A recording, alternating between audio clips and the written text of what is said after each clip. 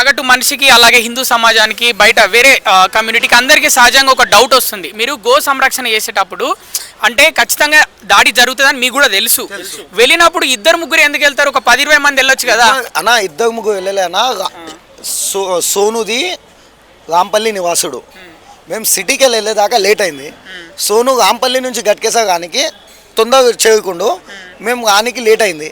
అక్కడ ఒక్కడే వచ్చిండు.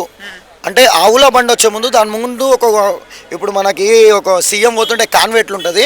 ఆవుల బండి మధ్యలో ఉంటాయి. దాని ముందు 2 కాకులు, దాని వెనకాల 2 కాకులు ఉంటాయి. పైలటింగ్ కాక్స్ ఉంటాయి. దాంట్లో ఎంఐఎం దుండగులు అంతా కూర్చుంటాడు. వీడు ఇబ్రాహిం కురేషి అనేటోడు, అజ్జు అనేటోడు, హనీఫ్ అనేటోడు, అసదుద్దీన్ ఓవైసీ ఎంబడు, అక్బరుద్దీన్ ఓవైసీ ఎంబడు, ఎమ్మెల్సీ రహమత్ బేగుండుగా వానెంబడ రెగ్యులర్. ఇంకా మల్లాపల్లి కార్పొరేటర్, కిషన్ బాగ్ కార్పొరేటర్ ఎంబడి ఉంటాడు. నీకు ఎన్నో ఫొటోస్ ఉన్నాయి. ఇప్పుడు నేను నీకు డిస్ప్లే కూడా చేస్తాను ఫొటోస్ అన్నీ. వీళ్ళకి రేవంత్ రెడ్డి వన్ సైడ్, మన కాంగ్రెస్ ప్రభుత్వం వన్ సైడ్ సపోర్ట్ చేసిందన్న.